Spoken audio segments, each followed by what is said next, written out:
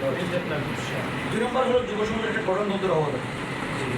সংগঠন কোনো ব্যক্তি বিশেষের কেন্দ্র করে নয়, আমরা সবাই মিলে সম্মিলিতভাবে পরামর্শের ভিত্তিতে সিদ্ধান্তক্রমে চলবে। আমার একক কোনো সিদ্ধান্তে নয়, একক সিদ্ধান্ত হলে সংগঠন টিকে না, ব্যক্তি বিশেষের কারণে সংগঠন গড়ে উঠে আবার বিশেষ হয়ে যাচ্ছে। এটা যেন না হয়, এটা যেন একটা ধারাবাহিকতা থাকে। এবং আমরা সবাই, আমি সভাপতি এরকম করে প্রধান, সবাই সভাপতি, কারণ একজন জুনিয়র দায়িত্বশীল সে ক্রমান্বয়ে সিনিয়র তো হবে, তার ভিতরে সেই স্পিরিট না থাকলে কাজ করবে কি হবে? সভাপতি একজনই সারা জীবন হবে এরকম না। আমার স্পষ্ট ঘোষণা সেটা হলো সাংবিধানিকভাবে গণতন্ত্র অনুযায়ী, গণতন্ত্র যেভাবে বলবে সংগঠনের দায়িত্বশীলরা সেভাবে দায়িত্ব পাবে।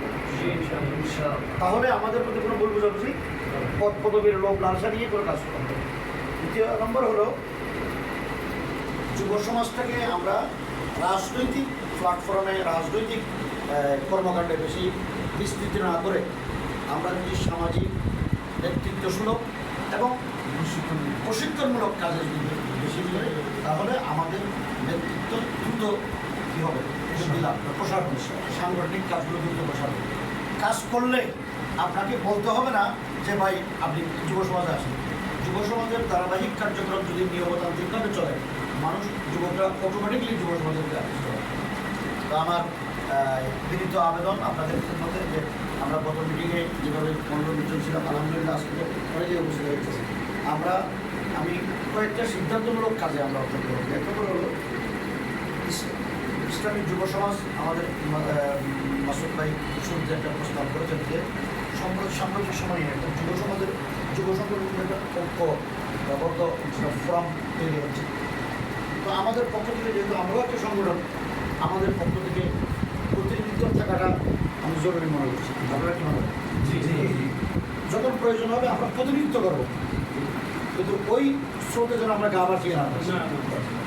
দ্বিতীয় নম্বর হলো আমার ভাই সহ আমাদেরকে বলছেন যে টাকা কেন্দ্রিক আমরা আগে নেতৃত্ব তৈরি করব। আমাদের ভাই কংগ্রেস আলোচনা আমরা যে 100 সদস্য বিশিষ্ট কমিটি করা, আমিও এটাতে একমত। কারণ সদস্য যত বাড়বে আমাদের কয়েকটা লাভ। এক নম্বর হলো আমরা সাংগঠনিকভাবে মজবুত হব। দ্বিতীয় নম্বর হলো 100 জন সদস্য যদি কেন্দ্রীয় কমিটিতে থাকে, 100 জন সদস্য যদি 100 টাকা করে ছাড়া হবে, তাহলে 10,000 টাকা হয়।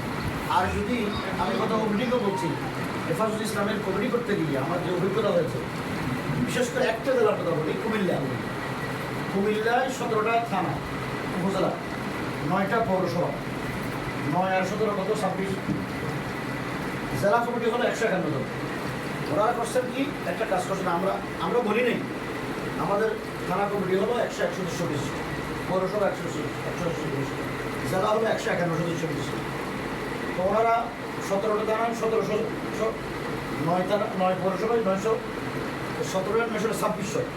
ওনারা একটা সিদ্ধান্ত নিলেন, প্রত্যেক সদস্যকে অবশ্যই হাজির থাকতে হবে এবং 1000 টাকা করে এককালীন জানা দিতে হবে। 2600 মানুষ যদি 1000 টাকা করে জানা দেয়, কত হয়? 26 লক্ষ টাকা এক মাসের ভিতরে আমরা কালেকশন করেছি, সহজ। এরপরে 151 সদস্য বিশিষ্ট জেলা কমিটি সবাই মিলে 30 লক্ষ টাকা ফান্ড করেছেন মাত্র এক মাস চেষ্টা করে।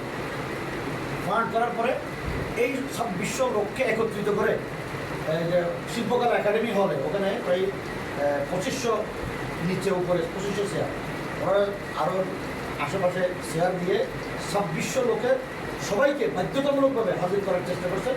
যারা অসুস্থ এবং যারা দেশের বাইরে, এরা ছাড়া সবাই উপস্থিত হয়েছেন। সবাই মিলে ওরা 8.5 লাখ টাকা খরচ করে সবাইকে একবারে দুপুরে ভালো সুন্দর মেহমানদারির ব্যবস্থা করেছেন। দায়িত্বশীলদেরকে সবাইকে নিয়ে গেছেন, আমাদের মহানবী চট্ট আমিও বেশি, সবাইকে একেবারে কোনো ব্যক্তিকে ভাড়া করে আনতে পারেন, সবাই নিজ খরচে নিজেরা এসেছেন। একটা প্রশিক্ষণমূলক অনুষ্ঠান হইল প্রায় 3 ঘন্টা। এরপরে বাকি যে টাকা ছিল, ওনারা যারা অসহায়, যারা আমাদের শহীদ হয়েছেন, যারা আহত এবং যারা বাড়িঘর ওলামা ইকরাম দেখে দেখে আমাদের কর্মী যারা হেফাজতের সদস্য, এদেরকে বিনিবন্ধন করে দিয়েছে। বেশি তো না, কষ্ট তো না, একজন সদস্য 1000 টাকা দেওয়া তো কঠিন না। আমরা যদি মনে করেন আমাদের এই সামাজিক কাজগুলো যদি আমরা যুব সমাজের মাধ্যমে নেই, তাহলে হবে কি সমাজের যারা বৃত্তশালী, সমাজের যারা নেতৃত্বশালী ব্যক্তি, তারা চিন্তা করবে যে না, যুব সমাজ মানবতার কল্যাণে কাজ করছে, সমাজের নেতৃত্ব হাতে নিচ্ছে, অসহায় দুস্থ মানুষের সেবায় আছে, এতিমদের সেবায় আছে, তখন মানুষ আগ্রহ হয়ে যায়। আমি মনে করি যুব সমাজটাকে সামাজিক কাজে আমরা ব্যবহার করি এবং নেতৃত্ব তৈরির কাজে ব্যবহার করি। দুইটা কাজ, সামাজিক কাজটাকে আমরা গুরুত্ব দিই রাজনীতির চাইতে, এবং আমাদের যুব শ্রেণী ভাইদেরকে প্রশিক্ষণের মাধ্যমে যোগ্য নেতৃত্ব হিসেবে আমরা গড়ে তুলি। তাহলে ইনশাআল্লাহ আমরা সফল হব। তো আমি আপনাদের কাছে অনুরোধ করবো যে ঢাকা মহানগরীতে আমরা যারা আসছি, আপনাদের বন্ধুবান্ধব যারা এই চেতনা লালন করেন যে আমরা সামাজিক কাজ করতে চাই, নেতৃত্ব দিতে চাই, তাদেরকে রিক্রুট করে দাওয়াত দিয়ে আমরা যুব সমাজে সম্পৃক্ত করি। তাহলে ইনশাআল্লাহ আমাদের কাজ দ্রুত এগিয়ে যাবে। 141 বিশিষ্ট কমিটি করার জন্য আমাদের তো আরও লোকের দরকার। আমি একটা বাক করে দিই যে ঢাকা থেকে আমরা কয়জন নেব, 64 ডিস্ট্রিক্ট থেকে কয়জন নেব, তাহলে কেন্দ্রীয় কমিটিটা একটু সমৃদ্ধশালী হবে। বাহির থেকেও যদি থাকে তো ওনারা কী হবে, উৎসাহিত হবে। এবার মনে করেন চট্টগ্রামে আমাদের যথেষ্ট ভাইয়েরা আছে, কক্সবাজারে আছে, ময়মনসিংহে আছে, বগুড়া, সিরাজগঞ্জ, এদিকে নোয়াখালী, মুন্সিগঞ্জ, নারায়ণগঞ্জ, গাজীপুর, সব জায়গায় আছে। তো আমরা ওই দিক থেকে কিছু বাইকদেরকে কালেকশন করি। দুই তৃতীয়াংশ আমরা ঢাকা থেকে নিই। দুই তৃতীয়াংশ মানে 3 ভাগের 2 ভাগ 70% আমরা ঢাকা থেকে নিই, বাকি 30% ঢাকার বাইরে থেকে নিই। তাদেরকে কাছে না বলেন আপনি বসে না, আগে আমরা কিন্তু উসুল ঠিক করলে এটা তো আমরা একমত। আমরা ঢাকা থেকে 70% নেই, বাকি 30% ঢাকার বাইরে থেকে। এটা এক। 2 নম্বর হলো যে আমরা তো এমনি গত মিটিংয়ে সিদ্ধান্ত নিয়েছিলাম 1 মাস পরে আমরা একটা আনুষ্ঠানিক ঘোষণা দেবো। আমরা কি সেই সিদ্ধান্তকে বাস্তবায়ন করার সুযোগ আছে? আমার মনে হয় একটা সুযোগ হ্যাঁ, এখন ওই সুযোগ নাই আর কি।